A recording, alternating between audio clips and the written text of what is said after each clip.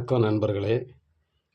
இதுவரைக்கும் 8 தொகை, 10 பாட்டு, 14 கீழ்க்கணக்கு நூல்கள் பற்றியெல்லாம் படித்தாச்சு. பொதுவாக 8 தொகை, 10 பாட்டு, 14 கீழ்க்கணக்கு நூல்கள் எல்லாம் நம்ம அடிக்கடி படிக்கக்கூடியது தான். அது நமக்கு கொஞ்சம் தெரிஞ்ச விஷயந்தான். ஆனால் திறனாய்வு பற்றி நம்ம இப்போ கேட்டோன்னா பெரும்பாலும் தெரியாது. அதை நம்ம படிச்சிருக்கவும் மாட்டோம் பெரும்பாலும். சரியா? அதனால் படித்த விஷயங்களை கொஞ்சம் லாஸ்ட்டில் கூட படிச்சுக்கலாம். படிக்காத விஷயத்தை முதல்ல படிக்கணும் அப்படிங்கிறதுக்காக தான் திறனாய்வு அந்த வீடியோவில் கொண்டு வந்திருக்கேன். திறனாய்வு அப்படின்னா, திறனாய்வுக்கு இணையான ஆங்கில சொல் எது அப்படின்னு பார்த்தீங்கன்னா கிரிட்டிசிசம். இந்த சொல் கிரிட்டிகோஸ் என்ற கிரேக்க சொல்லிலிருந்து தான் உருவானது.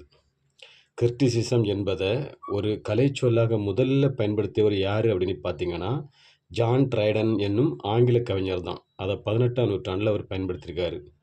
ஜான் ட்ரைடனுக்கு முன்னால் கிரிட்டிக் என்ற சொல்லை பயன்படுத்தியவர் யார் அப்படின்னு பார்த்தீங்கன்னா சிந்தனையாளர் பிரான்சிஸ் பேக்கன் 1605 அவர் பயன்படுத்தியிருக்காரு.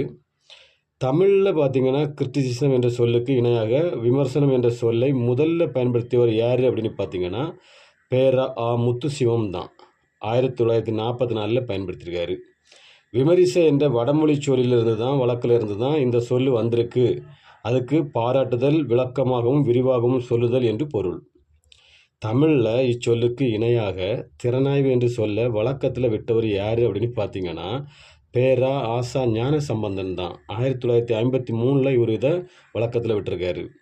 திறனாய்வு என்னும் சொல்லி தனித்து இயங்கும் ஒரு இலக்கிய பிரிவையே குறிக்கிறது அப்படின்னு யார் சொன்னா அப்படின்னு பார்த்தீங்கன்னா கைலாசபதி. திறனாய்வு என்ற சொல்லி எப்படி உருவாச்சு, எப்படி பயன்படுத்தினாங்க, யார் யார் பயன்படுத்தினாங்க, எப்படியெல்லாம் வந்துச்சு அப்படிங்கிறத பார்த்தோம். திறனாய்வுனா என்ன அப்படிங்கிறத அடுத்து சொல்கிறேன், கவனிச்சுக்கோங்க. ஆராய்ச்சி, திறனாய்வு ரெண்டும் ஒன்று தான் அப்படின்னு சொல்லக்கூடிய ஆட்களும் இருக்கிறாங்க. திறனாய்வு நிகழ்கால நிலைப்பாட்டில் ஒரு இலக்கியத்தை நோக்கும்.